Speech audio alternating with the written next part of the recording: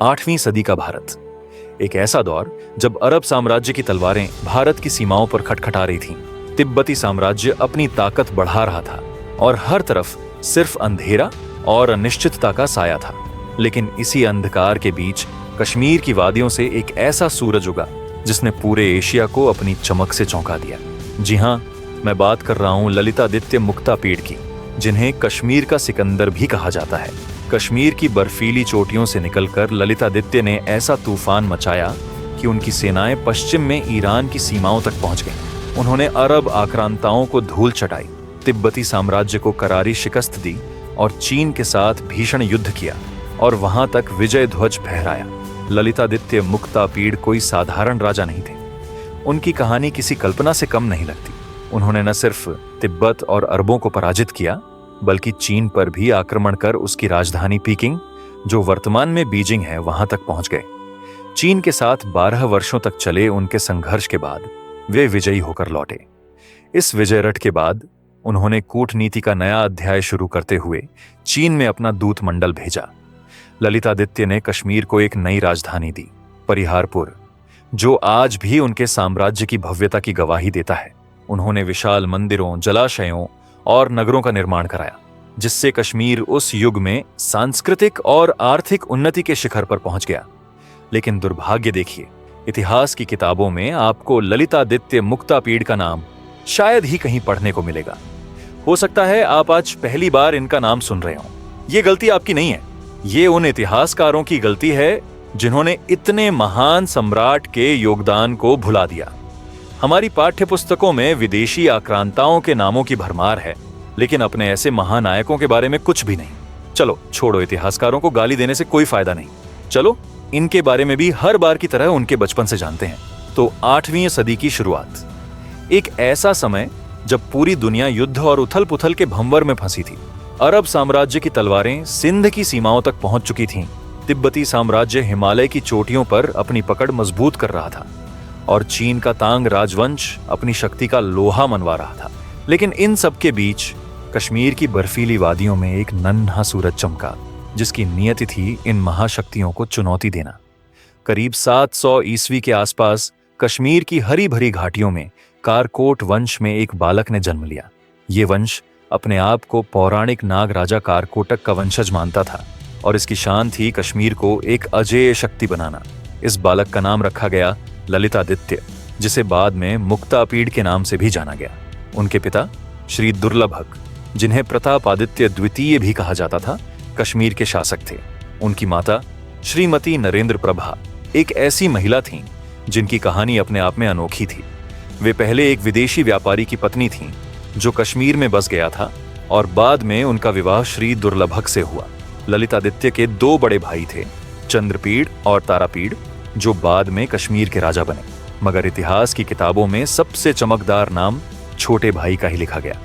बचपन में ललितादित्य का जीवन साधारण नहीं था।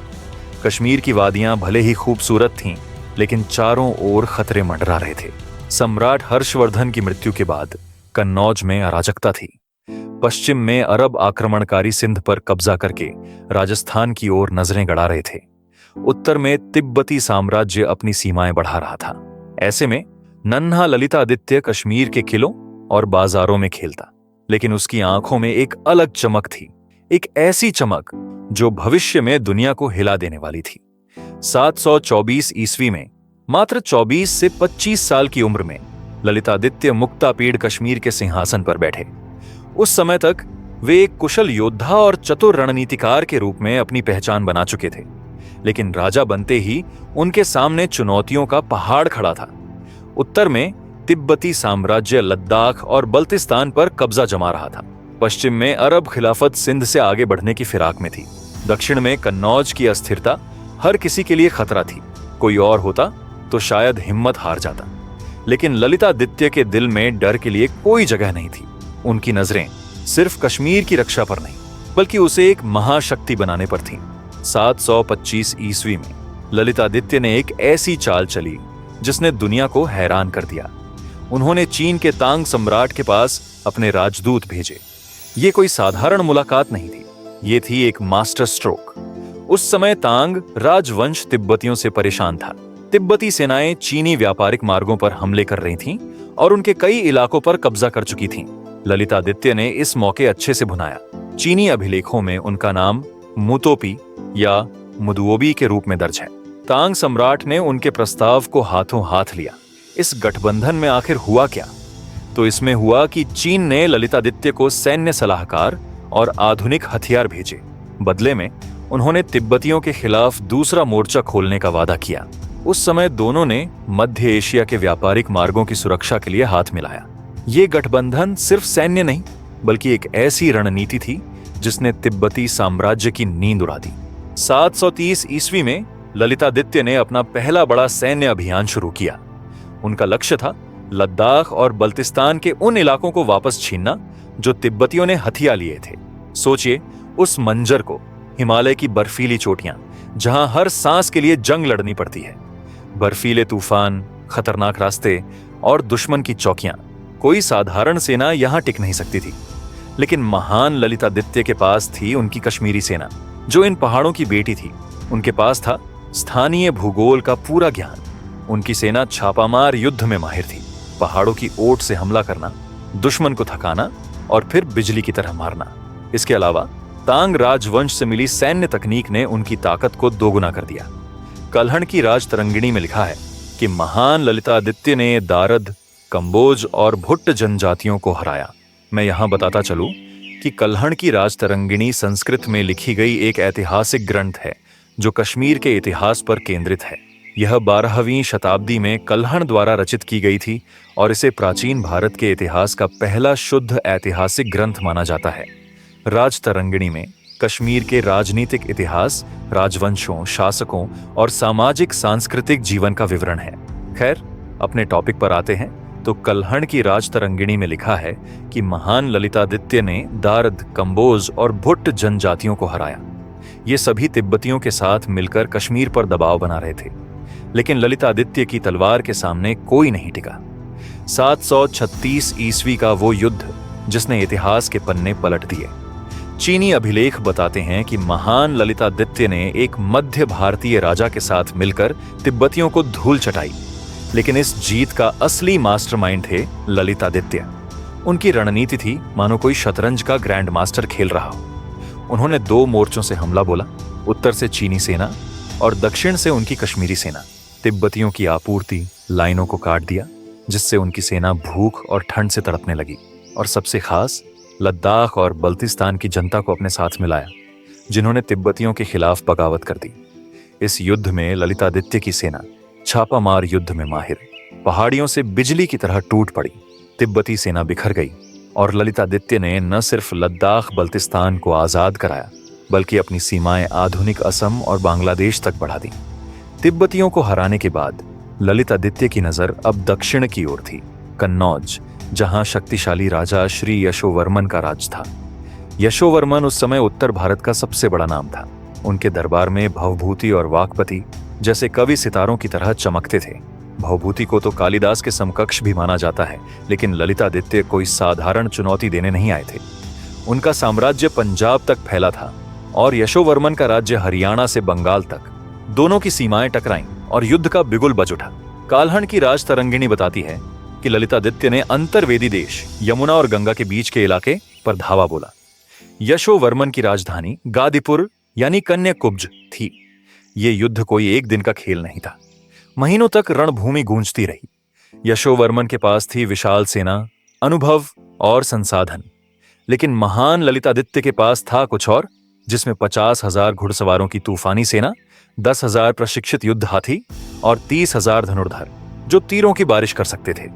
जिस्म सबसे खास था तांग राजवंश से सीखी चीनी युद्ध तकनीक, जिसने उनकी सेना को अजेय बना दिया। युद्ध के बीच एक रोचक मोड़ आया। यशोवर्मन ने हार मानते हुए शांति संधि का प्रस्ताव रखा। उसने संधि का नाम यशोवर्मन और ललितादित्य की संधि रखा, लेकिन ललितादित्य के वफादार मंत्री श्री मित्र शर्मा ने तुरंत आपत्ति जताई। उन्होंने कहा कि महाराज का नाम पहले आना चाहिए। सेनापतियों ने मित्र शर्मा को टोका कि वे शांति में अड़चन डाल रहे हैं, लेकिन ललितादित्य ने अपने मंत्री की बात सुनी। उनकी आंखों में एक चमक थी। अगर सम्मान की बात है तो मैं आधा अधूरा समझौता नहीं करूंगा, उन्होंने गरजते हुए कहा।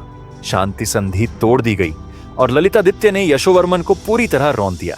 यशोवर्मन, जो खुद को सम्राट कहता था, अब महान ललितादित्य की प्रशंसा में झुक गया। भवभूति और वाक्पति, जो कभी यशोवर्मन के गुण गाते थे, अब ललितादित्य की शौर्य गाथाएं लिखने लगे। उत्तर प्रदेश में मिले कुछ सिक्कों पर श्री प्रताप लिखा है, जो इतिहासकारों के अनुसार ललितादित्य की इस जीत का सबूत है, क्योंकि प्रतापादित्य उनके पिता का नाम था। एक और दिलचस्प बात, यशोवर्मन के राज्य में रहने वाले विद्वान अत्रिगुप्त, जो बाद में दार्शनिक अभिनवगुप्त के पूर्वज बने, इस युद्ध के बाद ललितादित्य द्वारा कश्मीर ले जाए गए। कन्नौज की जीत के बाद महान ललितादित्य रुके नहीं। 738 से 742 ईस्वी तक उनकी सेना पूर्व की ओर बढ़ी, मानो गंगा की तरह हिमालय से निकलकर बंगाल की खाड़ी तक बह रही हो। उन्होंने कलिंग, जो कि अभी उड़ीसा है, उस पर धावा बोला। कल्हण लिखते हैं कि यहाँ के युद्ध हाथी इतने खुश हुए कि अपनी जन्मभूमि देखकर ललितादित्य की सेना में शामिल हो गए। फिर वे गौड़, जो कि आधुनिक बंगाल है, वहां पहुंचे, जहां परवर्ती गुप्त वंश के राजा श्री जीवित गुप्त का शासन था। इतिहासकार हरमन गोएज के अनुसार ललितादित्य ने जीवित गुप्त को हराकर बंगाल पर भी अपनी छाप छोड़ी। बंगाल की खाड़ी तक की विजय ने महान ललितादित्य को सिर्फ एक योद्धा नहीं, बल्कि एक दूरदर्शी सम्राट बनाया। गंगा के मुहाने पर कब्जे ने उन्हें समुद्री व्यापार की चाबी सौंप दी। बंगाल की खाड़ी से दक्षिण पूर्व एशिया तक जाने वाले जहाज अब उनके नियंत्रण में थे। इस जीत ने उनके खजाने को सोने से भर दिया। बंगाल के मशहूर युद्ध हाथी उनकी सेना का हिस्सा बने, जो उस समय की सबसे घातक ताकत माने जाते थे। पूर्वी भारत के कुशल कारीगर और विद्वान उनके दरबार में आए, जिसने कश्मीर को एक सांस्कृतिक और बौद्धिक केंद्र बना दिया। लेकिन ललितादित्य का जुनून यहीं नहीं रुका। उनकी नजर अब दक्षिण की ओर थी। कल्हण की राज तरंगिणी बताती है कि बंगाल की खाड़ी के तटों से महान ललितादित्य ने दक्षिणापट की ओर रुख किया। वहां उनका सामना हुआ कर्नाटक के शासकों से। लेकिन सबसे रोचक थी एक रानी की कहानी, जिनका नाम रट्ट रानी था। इतिहासकार मानते हैं कि ये रानी राष्ट्रकूट वंश की भवागना थी, जो अपने पति इंद्र प्रथम की मृत्यु के बाद अपने बेटे दंतिदुर्ग के लिए शासन संभाल रही थी। रट्ट रानी कोई साधारण शासक नहीं थी। कल्हण लिखते हैं कि उन्होंने विंध्य पर्वत पर सड़कें बनवाई थीं और देवी विंध्यवासिनी की तरह शक्तिशाली थीं। लेकिन जब महान ललितादित्य की सेना विंध्य की चोटियों पर गूंजी, तो रानी का गर्व भी झुक गया।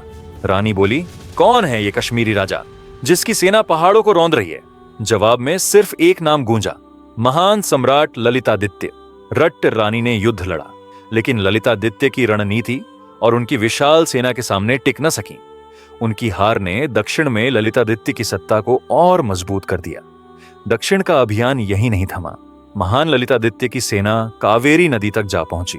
कल्हण का वर्णन इतना जीवंत है कि लगता है हम खुद वहां खड़े हैं। कश्मीरी सैनिक नारियल की शराब पी रहे हैं, कावेरी की ठंडी हवाएं उनकी थकान मिटा रही हैं। पश्चिमी घाट के मलय पर्वत पर चंदन के पेड़ों से सांप गिर रहे थे, लेकिन ललितादित्य के डर से वे ऐसे लग रहे थे मानो तलवारें लटक रही हों। ललितादित्य की सेना ने अब समुद्री मार्ग को चुना। कल्हण लिखते हैं कि वे द्वीपों के रास्ते समुद्र पार करते गए, जैसे कोई नदी को पत्थरों पर कदम रखकर लांघता हो। 7 कोंकण के तटों को पार करते हुए उनकी सेना द्वारका पहुंची, भगवान कृष्ण की पवित्र पुरी। जब सैनिकों ने द्वारका के मंदिरों को देखा, तो उनकी थकान उत्साह में बदल गई। महाराज, हमने समुद्र को भी जीत लिया, एक सैनिक ने चिल्लाकर कहा। ललितादित्य ने मुस्कुराते हुए जवाब दिया, अभी तो असली जंग बाकी है। द्वारका से ललितादित्य की विशाल हाथी सेना अवंती, यानी अभी का मालवा, की ओर बढ़ी। विंध्य पर्वत को पार करते समय उनकी सेना की धूल ने पहाड़ को लाल कर दिया, मानो विंध्य क्रोध में जल रहा हो। अवंती में महाकाल मंदिर था, जो कि आज का उज्जैन का महाकालेश्वर है। कल्हण का काव्यात्मक वर्णन में कहते हैं कि महाकाल के मुकुट पर पड़ने वाली चांदनी से ललितादित्य के हाथियों के दांत टूट रहे थे। इनके कहने के मतलब है कि ललितादित्य इतने शक्तिशाली तो थे, लेकिन जब उनकी विशाल सेना उज्जैन पहुंची, जहां महाकाल मंदिर स्थित है, तो वहां भगवान शिव की दिव्यता इतनी जबरदस्त थी कि ललितादित्य की महान शक्ति भी वहां कमजोर पड़ गई। महाकाल का तेज, उनकी कृपा और चंद्रमा जो उनके जटाजूट में सजा रहता है, उसका प्रकाश इतना पावन और अद्भुत है कि उसकी परछाई भी जैसे ललितादित्य के हाथियों के लिए असहनीय हो रही थी। यह शिव की महानता को दिखाने का काव्यात्मक तरीका है। खैर, अवंती से ललितादित्य उत्तरापट की ओर बढ़े। यहाँ उन्होंने कई शक्तिशाली जनजातियों और राजाओं को रौंदा, जैसे कंबोज, जो कि आधुनिक अफगानिस्तान पाकिस्तान के इलाके है, जो अपने घोड़ों के लिए मशहूर थे। ललितादित्य की सेना ने उनके अस्तबल खाली कर दिए। ये घोड़े अब कश्मीर की शान बढ़ाएंगे, ललितादित्य ने कहा। तुखार, जो मध्य एशिया की जनजातियां थीं, ललितादित्य को देखकर वे पहाड़ों में भाग गए, अपने घोड़े छोड़कर। मुम्मुनी, जो शिलाहार वंश का राजा थे, जिसे ललितादित्य ने 3 बार हराया। भुट्ट और दारद, जो लद्दाख और कश्मीर के उत्तर पश्चिम की जनजातियां थीं। कल्हण लिखते हैं कि शराब पीने वाले दारदों से ललितादित्य को नफरत थी और उन्होंने उन्हें सबक सिखाया। इधर मध्य एशिया उस समय तुर्की शासकों का गढ़ था। बुखारा में मोमिन नाम का शासक अपनी ताकत का दम भर रहा था। लेकिन जब ललितादित्य की सेना तुखारिस्तान, जो कि आधुनिक ताजिकिस्तान है, और उज्बेकिस्तान के रेगिस्तानों में उतरी, तो तुर्कों के होश उड़ गए। कल्हण की राज तरंगिणी बताती है कि ललितादित्य की सेना कैस्पियन सागर तक पहुंची। लेकिन कई इतिहासकार इसे अतिशयोक्ति मान सकते हैं। लेकिन पीएन के बामजई जैसे विद्वान कहते हैं कि कश्मीरी भिक्षुओं और बौद्ध विहारों की मौजूदगी ने उनकी सेना को स्थानीय समर्थन दिया। ये कश्मीरी राजा कौन है जो रेत को भी रास्ता दे देता है? मोमिन ने डरते हुए पूछा। जवाब में सिर्फ उनकी तलवार की गूंज सुनाई दी। तुर्की शासक एक एक कर झुक गए और ललितादित्य का परचम मध्य एशिया में लहराने लगा। इधर पश्चिम से एक और खतरा उभर रहा था। उमैयद खलीफा हिशाम के आदेश पर सिंध का गवर्नर जुनैद कश्मीर पर चढ़ाया। ये कोई साधारण लूटपाट नहीं थी, ये था इस्लामी विस्तारवाद का हिस्सा। लेकिन महान ललितादित्य इसके लिए तैयार थे। 2 मोर्चे की रणनीति थी एकदम अचूक। पहले उन्होंने सिंध से आने वाले अरब आक्रमणकारियों को रौंद दिया। फिर कन्नौज के श्री यशोवर्मन के साथ मिलकर उत्तर भारत में अरबों की हर उम्मीद को कुचल दिया। जुनैद का उत्तराधिकारी तमीम भाग खड़ा हुआ।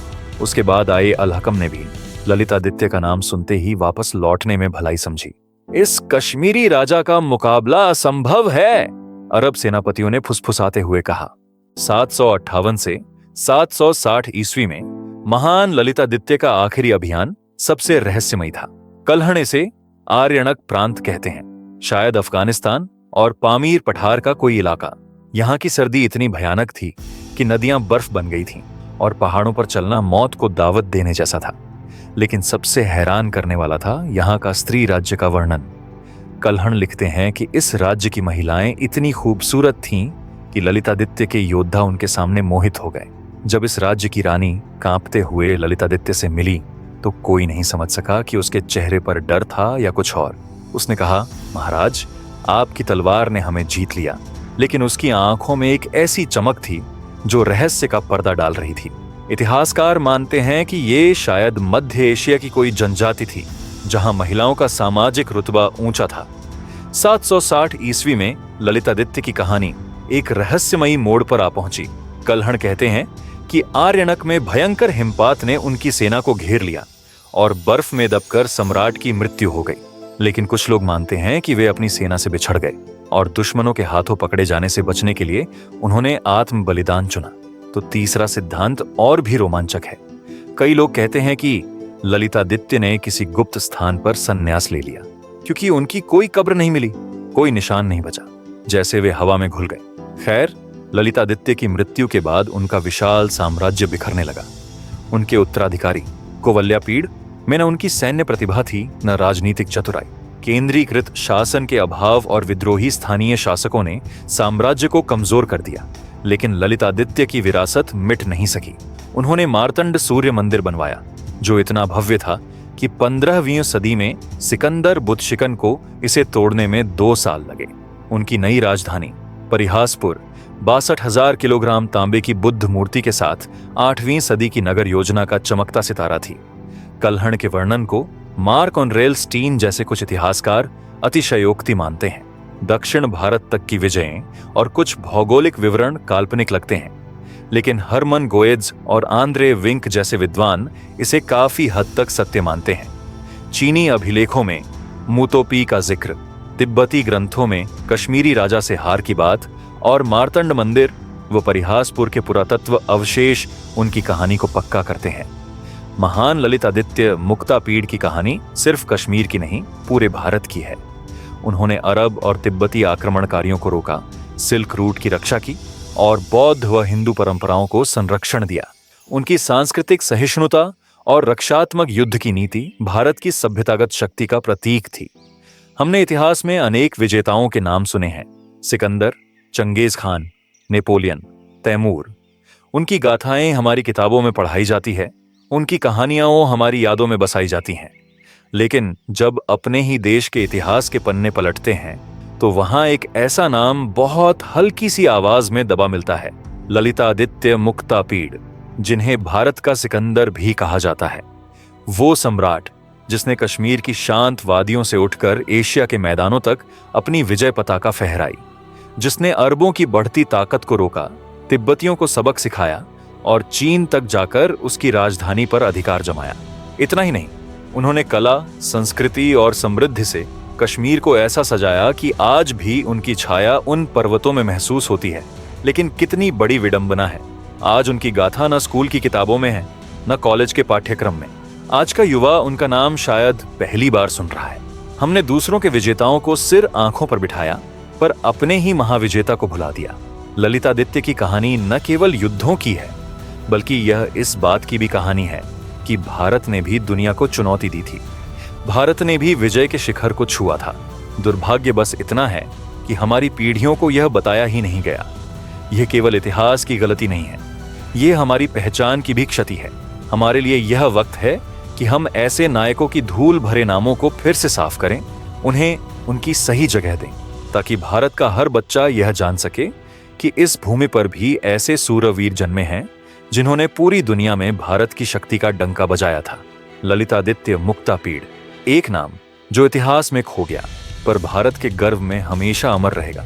मगर सच्चाई कभी मरती नहीं।